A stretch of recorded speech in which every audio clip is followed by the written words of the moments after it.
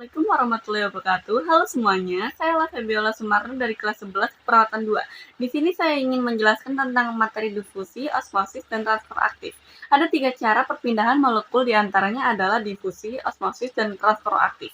Di sini saya mulai menjelaskan dari perbedaan difusi, osmosis, dan transfer aktif. Perbedaan difusi dan osmosis adalah tidak membutuhkan energi, sedangkan transfer aktif membutuhkan energi. Yang pertama, saya akan menjelaskan tentang pengertian difusi. Difusi merupakan zat-zat yang memiliki berat molekul rendah melalui membran.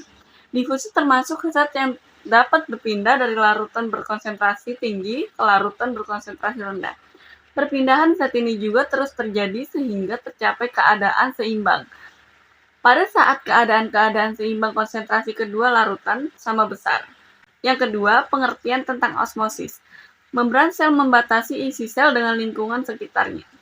Zat larut harus tetap bisa keluar masuk sel untuk melangsungkan metabolisme sel. Pada proses osmosis ini adalah perpindahan pelarut suatu zat melalui membran selektif permeabel. Apa itu selektif permeabel?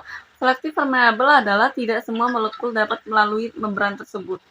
Hanya molekul-molekul tertentu yang dapat leluasa keluar masuk membran tersebut. Dan yang ketiga adalah transfer aktif. Yang disebut transfer aktif adalah sebagian partikel diangkat melintasi membran, yaitu dengan cara melibatkan sejumlah energi untuk perpindahan partikel dari larutan konsentrasinya lebih rendah atau bisa disebut hipotonis. Transfer aktif juga dilakukan jika membran memiliki tingkat permeabilitas yang sangat rendah terhadap partikel tertentu. Transfer aktif juga dibagi menjadi dua, yaitu endositosis dan eksositosis. Di dalam endositosis ada fagositosis, atau bisa disebut fago yang artinya makan, yang berfungsi agar suatu zat dapat keluar masuk sel tanpa menembus membran plasma.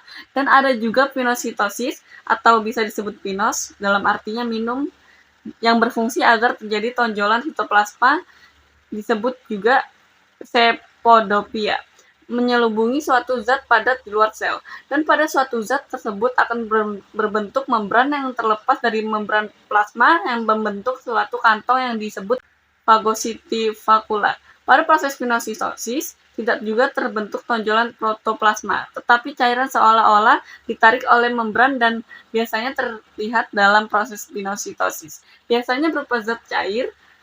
Contoh peristiwa dari fagositosis adalah sel darah putih terhadap bakteri menghancurkan eritrosit tua dalam hati atau limpa.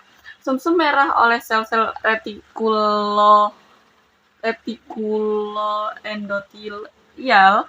Selanjutnya, eksositosis terjadi pada vakuola di dalam sitoplasma dengan membran plasma, kemudian isinya dikeluarkan berfusi. Dan yang akan melewati membran adalah hasil metabolisme asam amino dan sitosol. Sekian penjelasan tentang difusi, osmosis, dan transfer aktif dari saya. Mohon maaf jika saya ada salah kata, dan kepada Tuhan saya mohon ampun. Kurang lebihnya saya harap bisa memaklumi. Saya akhiri. Assalamualaikum warahmatullahi wabarakatuh.